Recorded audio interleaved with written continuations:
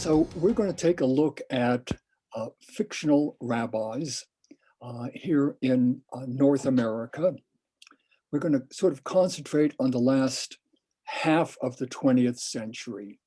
Um, Rabbis appear in fictional work, and sometimes they are just really minor characters. And sometimes they're important characters, and then there are a number of books where the rabbi is the central character in the book itself. And I've found that when I talk to lawyers, for instance, and attorneys, and I ask them if they watch TV series on dealing with law, and they said, no, we don't really watch that because it's not really like being a lawyer. Or if I speak to medical people, I ask them if they watch medical programs, dramas on the TV, and they say no, because it really isn't really like the real life work in a hospital. So likewise with rabbis, that you're going to get a picture of rabbis, but the fact is that you get a sort of a snapshot of rabbinic life. And if you're going to get a sense of the big picture of being a rabbi, that you really have to take a look at a number of books. As I write here in this, on the screen, you can see this in the first paragraph. No one novel nor one short story will really depict the multi-sided life or a rabbi or rabbinic life. So you really have to read a number of books. Now, the rabbis that we do find in fiction come from all the streams of Judaism. You get from Haredi, very, very Orthodox, to mainstream Orthodox. You get conservative rabbis, Reform rabbis, Reconstructionist rabbis. You get rabbis who are the graduates and ordained by our major seminaries here in the United States. And you also get rabbis who are ordained from what are called post or non-denominational seminaries. The rabbis most of the rabbis, I have to say, are male, but we also get many, many examples of female rabbis, and we'll be concentrating on that a little bit later in the program.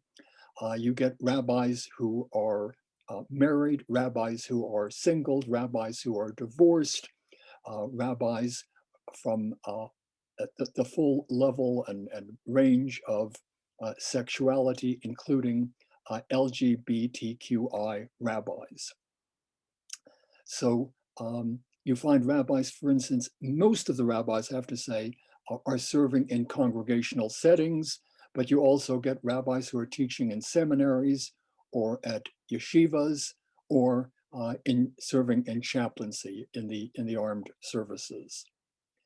Now, the heyday of novels where rabbis were really central to the discussion itself, that really was over about a 30-year period from 1965 to about 1995. You get many, many, many novels and short stories in that time.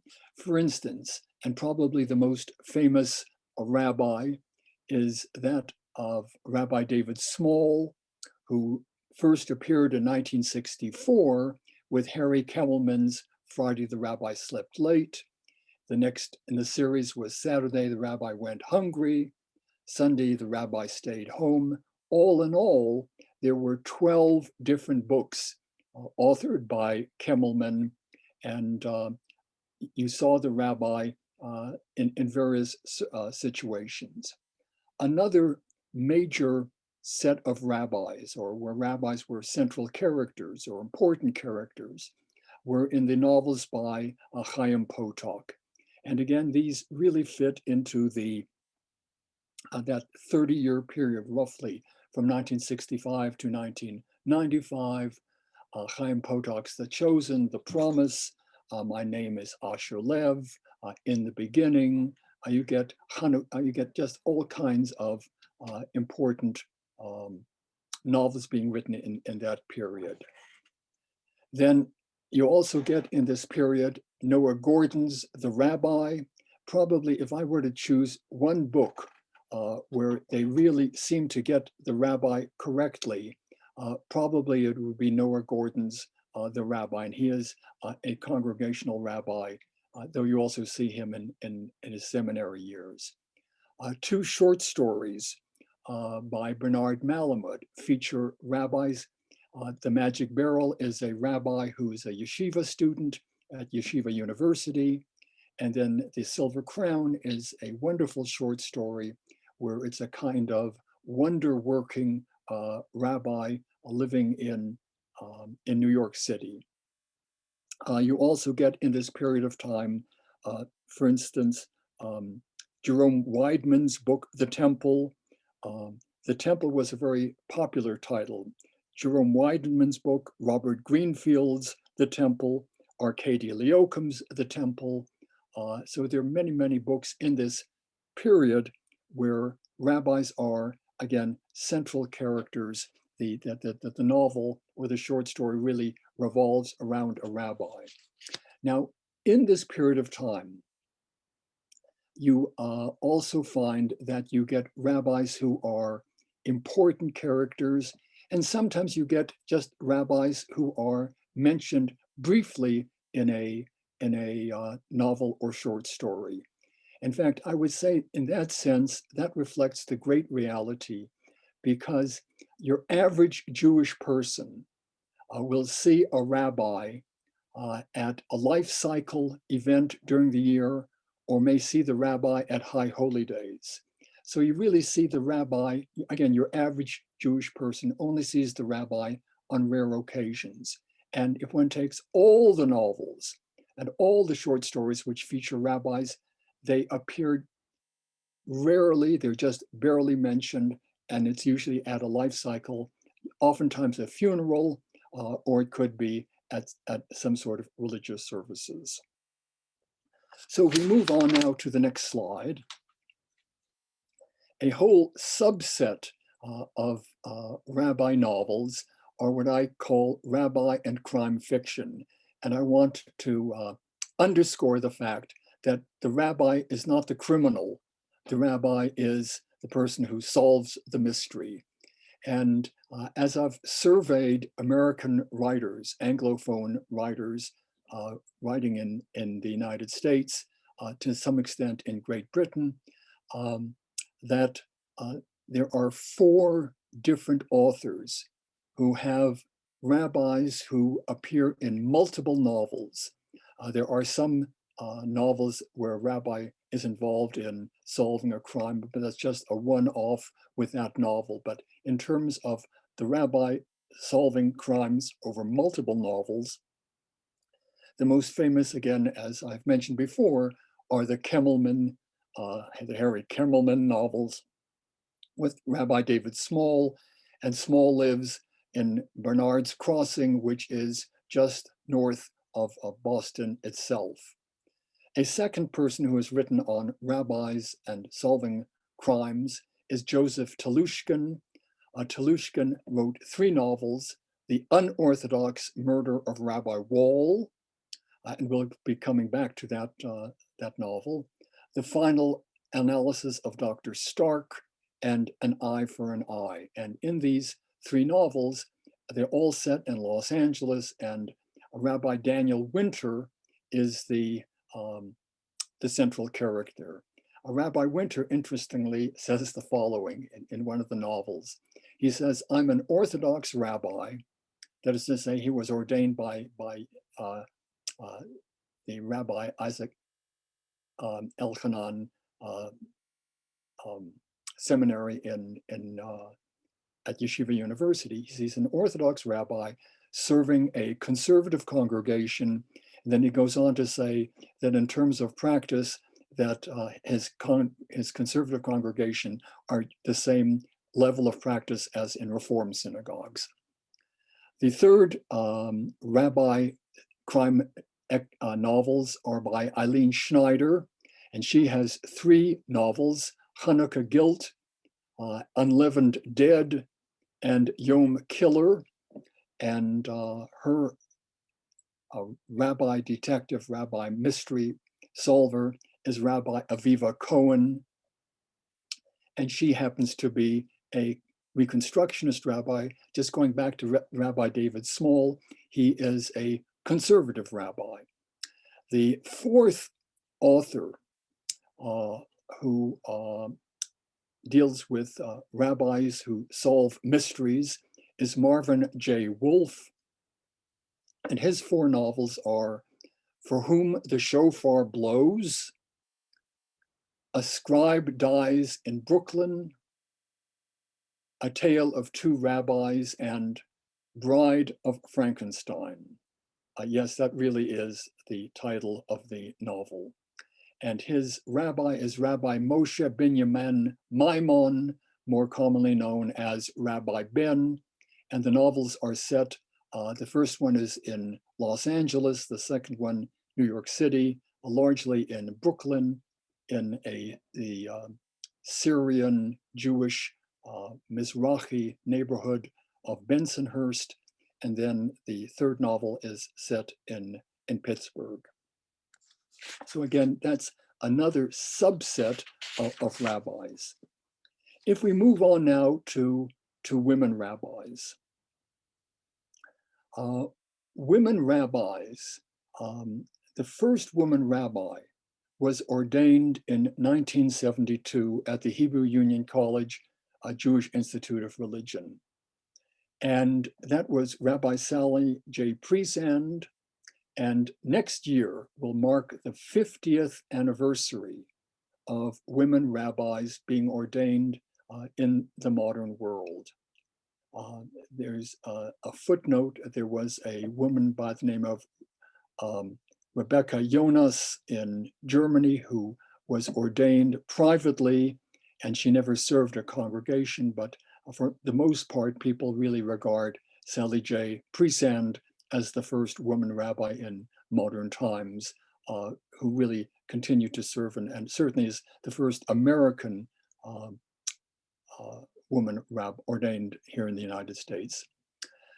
Interestingly, that she's ordained in 1972, but it takes until 1979, 7 years later, before there's even mention of a woman rabbi. So the first woman rabbi is mentioned in Herbert Tarr's novel, So Help Me God.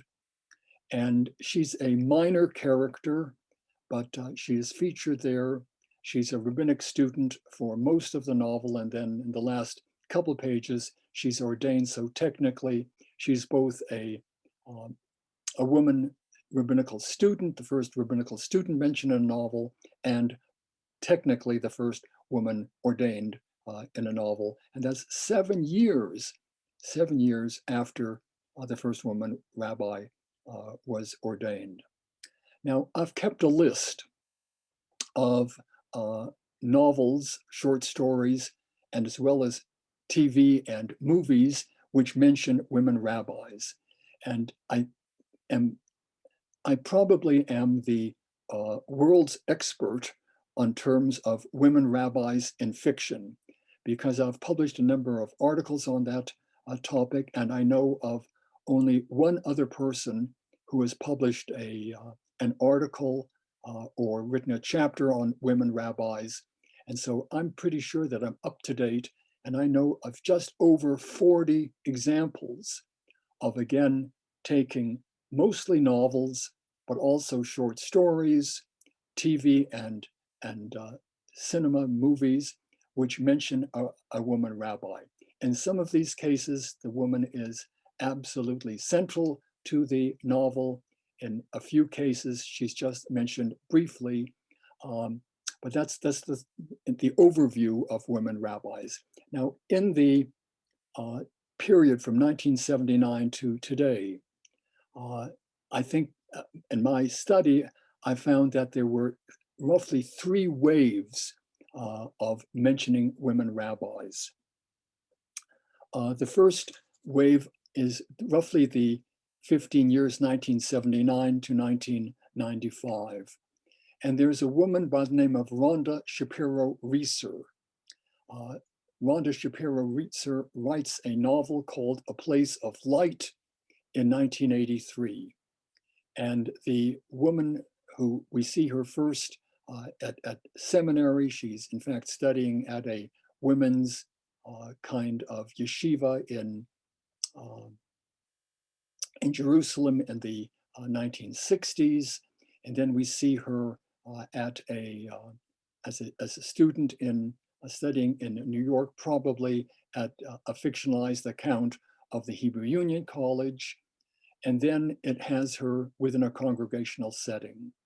Now, in A Place of Light, Rabbi Linda Klein is mentioned, and she's mentioned, I would say, in roughly speaking, 20% of the novel. Most of the novel really deals with her senior rabbi, but she certainly is there, and she's the first person who's mentioned in any kind of significant way, any kind of important way as a character. In 1985, we find that there's another novel, in 1985, the Jewish Theological Seminary finally ordains a woman. Some 13 years after the first woman rabbi was ordained at the Hebrew Union College, and Amy Eilberg is there. And 2 years after that, a conservative rabbi by the name of Alex J. Goldman publishes a novel. The Rabbi is a Lady. And interestingly, in that story, in that novel, The Rabbi is a Lady, it turns out that she is in her own right a rabbi's wife. And they are leading a congregation in Long Island. And very sadly, the rabbi dies. And so instead of appointing a new rabbi, somehow they ask her to take over the reins of the, to serve as the rabbi of the congregation, which is really a bit of a stretch of an imagination, because while she is certainly learned and she is certainly knows a lot about Judaism, the fact that the Jewish Theological Seminaries in New York City, it's highly unlikely that a congregation would do it. And we see her studying, we see her leading the congregation, and at the end of the novel, it's clear that she's going to be ordained as a rabbi. So it's a stretch, but it really gives you a picture of a lady, a woman who is a rabbi. In 1987, we also get, as I mentioned before, Joseph Telushkin's novel, The Unorthodox Murder of Rabbi Wohl. And it's very interesting. While that is the central issue, the murder of Rabbi Wohl is a Reform rabbi. And it's very interesting that Telushkin, who, by the way, was ordained by the Jewish Theological Seminary, that he pictures in his novel that it's a Reform woman rabbi who is murdered. And just as a bit of a twist in the whole thing, Rabbi Myra Wohl, is in fact a lesbian, and that's part of the subplot as well. In the second wave of novelists writing, or short stories, authors writing about rabbis, we have Rabbi Gabriel Lewin, which is written by Roger Hurst. Roger Hurst is a rabbi in his own right. And I should just make mention, and verbalize the fact that most of the rabbis, most of the novels or short stories are written by laity. You get occasional rabbis who will write rabbi novels, but most are written by laity. And with very, very few exceptions, the authors are all Jewish. I can think of about 3 or 4 authors who have written a novel or short story where the there is a rabbi, but and the author is not Jewish. Most are Jewish, some are rabbis. Roger Hurst is a Reform rabbi, and he writes about Gabby Lewin, who was first an assistant and associate rabbi, and then she succeeds to be the senior rabbi because the senior rabbi disappears. Now he's not killed off. He sort of goes into hiding because of some ill behavior in the novel itself. The Hurst will then write several more books about Rabbi Gabriel, written as ebooks in the year 2011. Anita Diamond, whose most famous novel, certainly for Jews, is The Red Tent, wrote a novel where Rabbi Michelle Hertz is an important character. She's certainly not the central character, but it's a very nice picture of her because we see her serving a small congregation in the greater Boston area. And it's clear that she enjoys working with the small congregation, that she has a kind of step down from the pulpit and just walk into the congregation, encourage the people to sing along with her and whatnot. So it's a much more casual kind of relationship as opposed to the more formal services that many people are aware of. There also is, in this second wave from 1996 to 2006, there's a very interesting novel, as again a mystery novel by Julius Lester called The Autobiography of God. And though it admittedly takes a fair amount of chutzpah, the fact is that Julius Lester features God as one of the characters. I will not say more than the fact that he does this somewhat convincingly, but it is shocking how it's handled. And clearly the novel deals very much as sort of a sub-theme dealing with the Holocaust, theodicy, and the whole question of free will. And the rabbi there is Rebecca Nachman. Moving now on to the third wave, basically the last 15 years, last dozen years or so, from the year 2007 to the present day. Here, interestingly, in this period of time, we get a number of women rabbis who appear on what are called the small and large screen. That is to say, on television and in movies. Actually, the first example of a woman rabbi appearing in a television program takes place not here in the United States, but takes place in Great Britain. There was a series called Love Hurts, and the two main characters were Adam Faith and Zoe Wanamaker, but one of the important minor character was a rabbi played by Jane Lapotaire, serving a congregation in London. So that was the earliest woman rabbi on the small screen.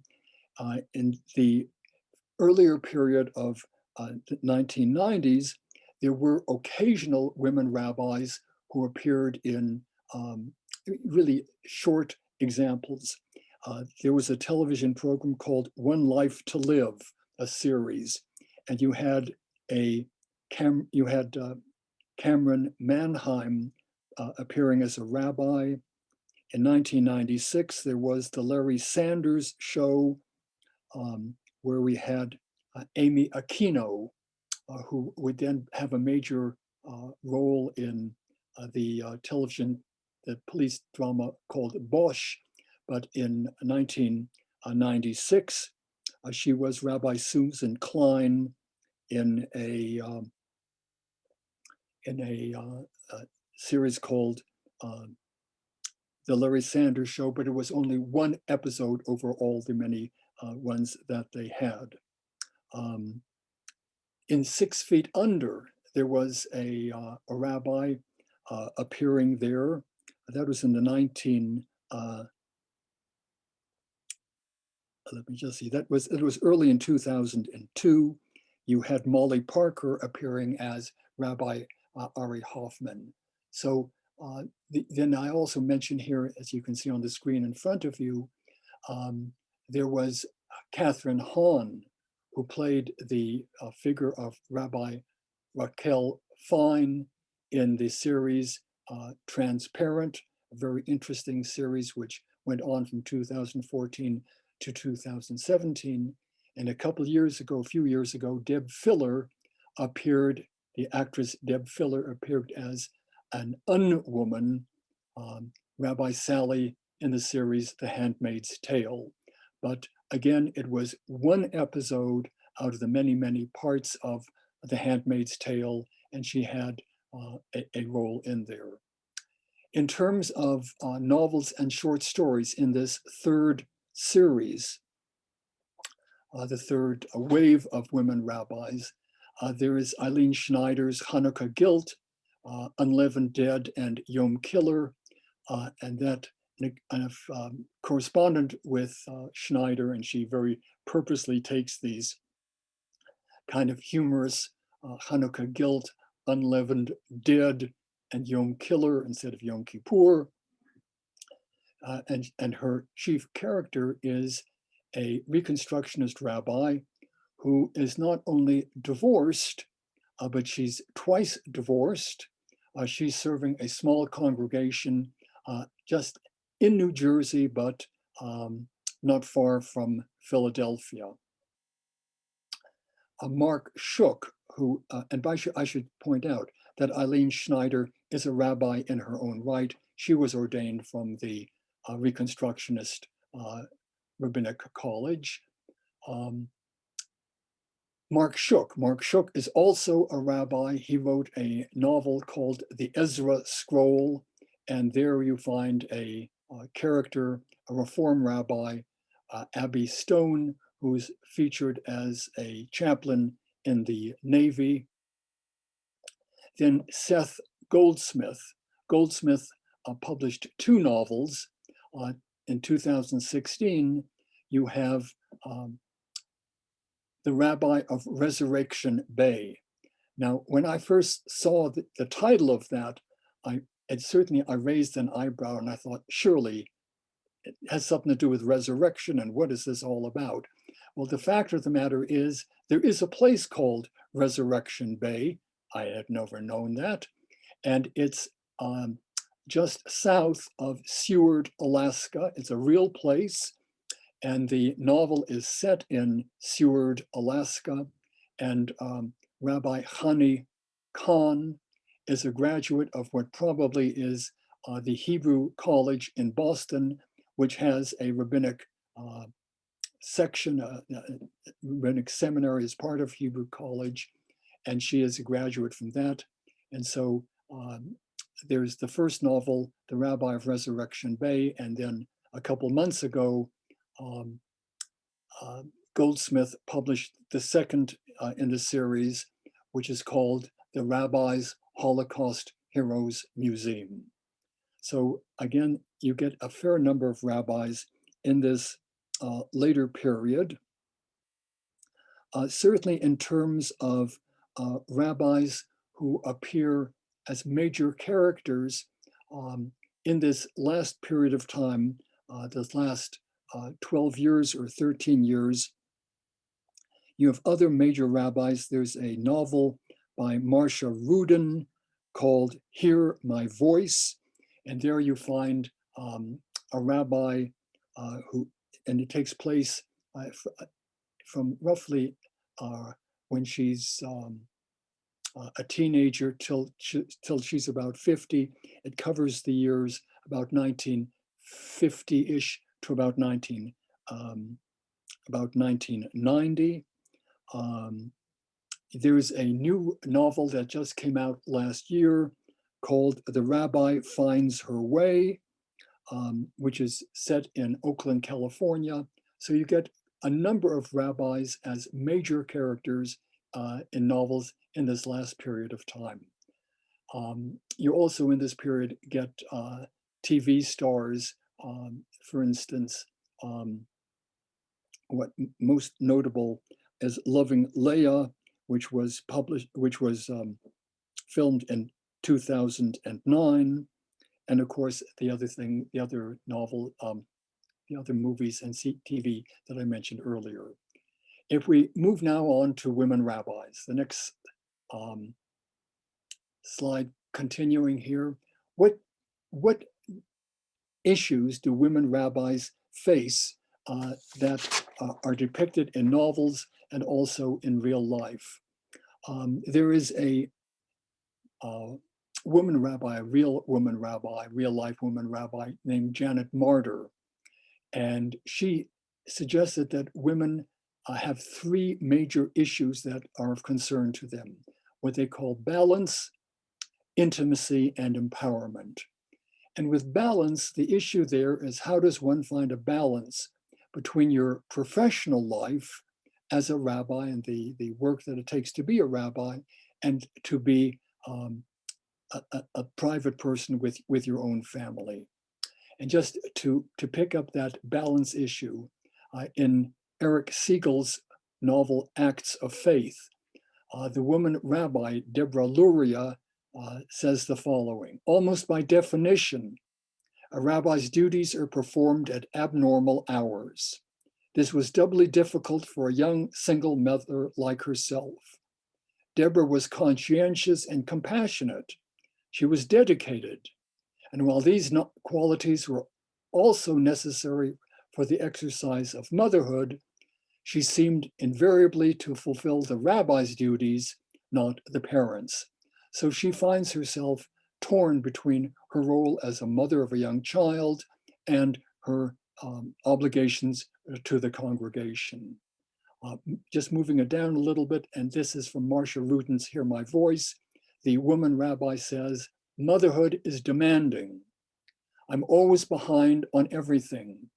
I feel like I'm drowning, always feeling guilty that I should be working when I'm at home with the kids, and I should be home with the kids when I'm working.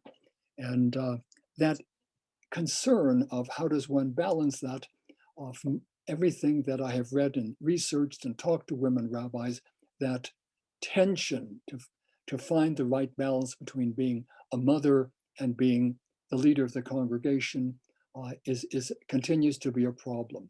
And many women rabbis, in fact, have chosen to not go into the rabbinate, but rather to go into organizational life or perhaps into education, though it may be at a congregation, because it's a little bit easier to do that and still have a, so to say, a home life. A second issue that Rabbi Martyr raised was the question of intimacy, to have some kind of a more connected relationship with your congregation. And in real life, many women rabbis, real life women rabbis, choose smaller pulpits where they can have this kind of closer relationship with the congregation. That certainly is true of Hani Khan in the Goldsmith novels, and she articulates that she wants to have a closer relationship. It's articulated also in Good Harbor by Anita Diamond. So many women rabbis in real life and in pulpit life go for a smaller congregation. And finally, the women rabbis speak about one of their great values, one of their great issues is empowerment.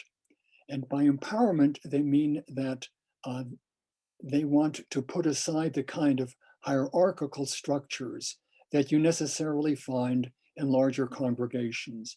In large congregations with many, many families and many obligations, the rabbi, in just of necessity, has to be or is more remote. There are more calls on the rabbi's time, and there is a greater structure. And what these women rabbis want to do is to talk to the laity and say that we're all involved in Judaism, and there's an attempt to say that the rabbi is not just the person who does Judaism for you, but really you need to be more involved. And there's a sense of trying to work with the synagogue board and committees to have a greater sense of, to empower laity to be involved. If we move on to the next slide, when we talk about the religious background of who are these women rabbis reflected in fiction, many of the women rabbis are serving Reform congregations. That's not exclusive by any means, but many of them are serving Reform congregations. Interestingly, or at least interesting to me, is that when the authors depict the background of these women, not all, but most come from more traditional backgrounds. That is to say, they come from an Orthodox background or a conservative background. In some cases, they are the child of a rabbi, but all of these women are ordained, at least in the fiction, are ordained from non-Orthodox seminaries. Now, just a side piece here. In today's world, there are Orthodox women rabbis.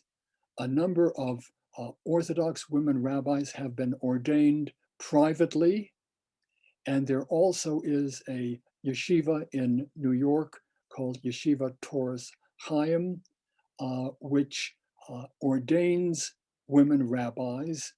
Some of these women rabbis call themselves Rabbah, some call themselves Maharat, some call themselves Rabbanit, but there are a small group of Orthodox ordained women rabbis. Now, in terms of fiction, I do not know of any fictional works which feature women Orthodox rabbis, but perhaps in the years to come, we will get something like that. A great issue that women rabbis speak about is that they get constant advice how to dress. A woman rabbi, in fact, she is now serving as the leader of the Central Conference of American Rabbis. Her name is the CEO of the Central Conference of American Rabbis, Hara Pearson, wrote in a blog recently, women rabbis are counseled to wear lipstick or not to wear lipstick. We are told that our clothing choices are too revealing or too dowdy. Our shoes are too sexy or too old-fashioned. And that image is actually picked up in a novel, Marcia Rutin's Hear My Voice, where it's set in the mid-1970s. And she writes there, women students in the 1970s, and I quote from the book, discussed at great length what style of clothing they should wear. They knew their physical appearance would be under constant scrutiny, especially when conducting religious services. Their skirts needed to be longer than styles of the 1970s dictated. They could never show their legs above the knees. Pantsuits were out. No bright colors, even in spring and summer. Suits, definitely, brown, navy blue, gray, black, perhaps beige in warmer weather, low chunky heels or flats. Now that's changed, and you get women rabbis today who are dressed in a very, very stylish fashion. Not to say that all women rabbis dress in a stylish fashion, but that kind of limitation where they really felt that they had to be very, very conservative in what they wore, that has changed over the 50 years that we've had women rabbis. That being said, again, in real life, Rabbi Wendy Spears, speaking about or writing about the public image of the woman rabbi, says, congregants routinely make comments about their female rabbi's hairstyle, makeup or lack thereof, nail polish, shoes, accessories, and overall clothing choices. It was and continues to be common for female rabbis to receive unsolicited advice from their congregants and male colleagues, often due to a perceived lack of proper style in the opinion of the person offering the advice. So women rabbis continue to get advice. I can say that as a male rabbi, that once in a while I would get a comment about a suit that I was wearing, but nobody talked to me about my mode of dress and so forth.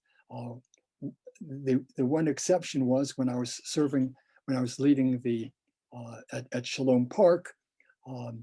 I made it a point to wear a different necktie every day, and somehow the word got around, and I said I got lovely comments about my neckties, but that was just there was nothing to be compared to the advice that women give to women rabbis, or that male rabbis give to women rabbis about their sense of proper style. And then I will share the following quotation from the novel by Rabbi Eileen Schneider, Unleavened Dead.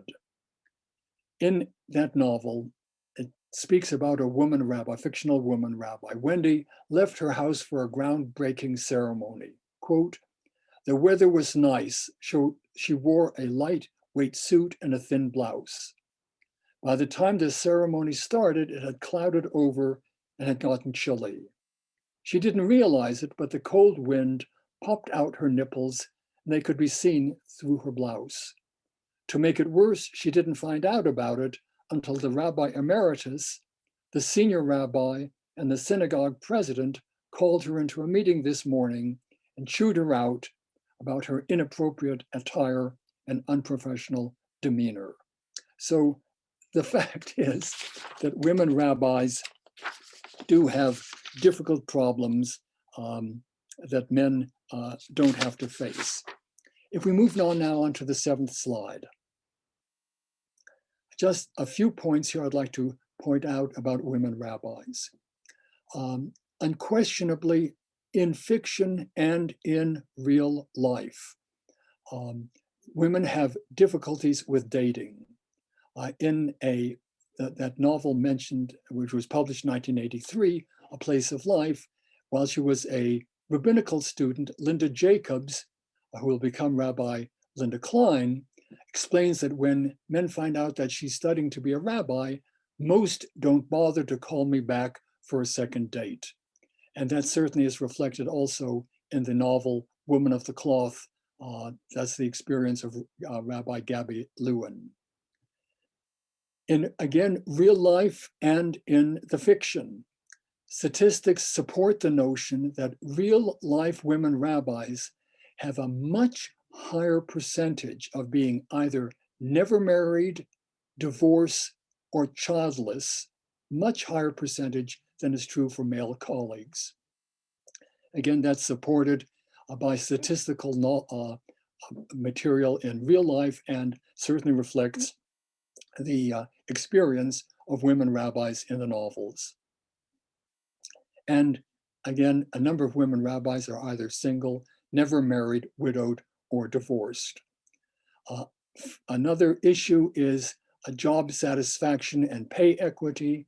As a whole, the women rabbis certainly are satisfied with their positions. Not to say that they don't have some things to complain about, but on the whole, they're satisfied with their positions. And in terms of the novels, for the most part, that pay equity is not dealt with one exception that I can recall, which is Marcia Rutan's Hear My Voice, where Rabbi Sandra Miller-Brownstein complains that she gets a job in a major city in Chicago. She laments, however, that I'm lucky to get a solo pulpit, albeit at a lower salary than a man would get. So that was the case in the 1980s, and from research as late as 2018, there continues to be a gap between what women rabbis are earning and what male rabbis are earning. So I think I'm going to stop here. That gives us about 10 minutes or so to see what kind of questions you may have, and I'll be trying to answer. Thanks, Rabbi Zucker, for your presentation. I definitely found a lot to resonate with, especially in that last section. Fortunately, in my congregation, they're very low key and down to earth, and they don't really care what I wear or that my hair went COVID gray or anything like that. Although I have served a congregation in Chicago where one night I wore this really nice pantsuit and I got raked over the coals for wearing a pantsuit rather than a skirt and a blouse or a dress or whatever. You had to wear pantyhose. People talked about your shoes and they would say, "Oh, of course we look at your shoes." Of course, and I've never thought about my shoes. Who cares about my shoes? But apparently, some people do, and I do have a lot of colleagues that talk about all the comments they get, especially pregnant female rabbis get a lot of compliments and people wanting to touch their belly and these kind of things. So thank you for sharing all of that with us. The rabbis do fiction and how art mirrors real life. And thanks everybody who came to join us today. Well, we clearly have a lot of work to do toward equality, generally and related to rabbis. I don't have a question. I have a comment. Thank you, Rabbi. Very nice presentation. There are so many Denver rabbis, women rabbis, and Rabbi Harris, you're one of them that I was going to mention. There's Rabbi Letman, Rabbi Corbin, Rabbi Gilbert, Rabbi Hyatt, and recently Rabbi Marlene Richter and Sherry Grinsteiner. So there are a lot of women that are in the rabbinate, some for a long time, and the last two I mentioned are just brand new and have just been recently ordained. Yes, So thank you. and when I moved to Denver in 1989, and at that time, 1989 meant that there had been women rabbis for 27 years. But at that point in 1989, there were no women rabbis who were part of the Rocky Mountain Rabbinical Council. I think that Eve Ben Ora was probably the first woman rabbi, and then Rabbi Sandra Cohen. And as you have correctly said, now we have something like a dozen or perhaps even more women rabbis who are part of the, and if we go into Boulder, then it's even more women rabbis who are part of the scene. The person's wondering if male rabbis feel the balance issue, or have they been traditionally supported by their wives, or partners, significant others, so it, or by themselves, so it isn't an issue. Excellent question. Um, the short answer is that male rabbis have learned a lot and have been influenced by the women's concerns for balance, empowerment, and intimacy. And so you find many male rabbis choosing not to go into congregational work.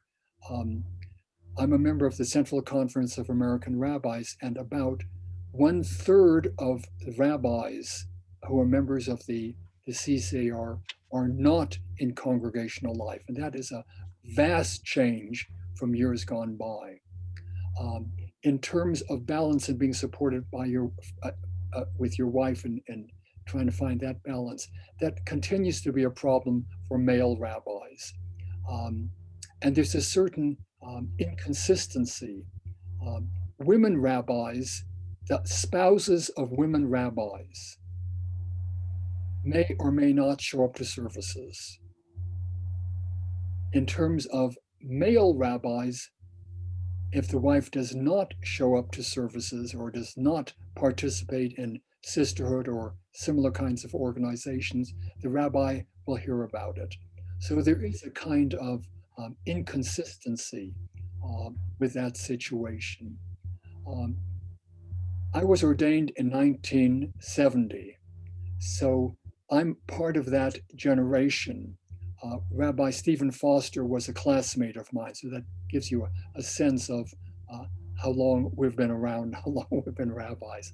But in those days, in the 1970s, 1980s, 1990s, it was a very, very different rabbinate. Your congregation was your major focus. You worked many, many hours. You worked 6 days a week, and there wasn't that sense of balance. And the wife oftentimes took on the major role of rearing the family. So that is certainly something that has changed. I think it is better now in the rabbinate for that there are more men who are able to find the balance, but it still is. The rabbinate is a very demanding and very, in some ways, a difficult occupation. Our next question is, how long do you think it will take to have true equality within the rabbinate? How long will it have before one has true equality? In the rabbinate or within? I'm not sure what the questioner means in terms of true equality. So I guess what would equality potentially look like to this issue? Is it a numbers issue? Seeing women in a different light. And then the question is specifically, when do you think we would get to that point to know that we've reached equality? Well, again, if we talk about organizational life, I think it is important to note that in the Reconstructionist rabbinate, for instance, at their college as well as in their congregational and rabbinic associations, you have a number of women who are serving in absolute top positions. In the Central Conference of American Rabbis, the national office is staffed. I think the 3 top positions are women. In the conservative movement, I know that a woman just stepped into the role, I think, as provost at the Jewish Theological Seminary. So I think that on an institutional level, that we're seeing greater equality, certain, and in terms of women leading large congregations being defined as 500 up to 1,000 and more, that there are a number of women who are leading those congregations. Now, some women have written about the fact that they just don't want that kind of responsibility, that they would rather take a smaller position or an organizational position because they don't want to have those many, many hours and the sense of that the occupation is in effect more important than the family. So some women, as true also of some men, are choosing not to apply for the senior position of a large congregation.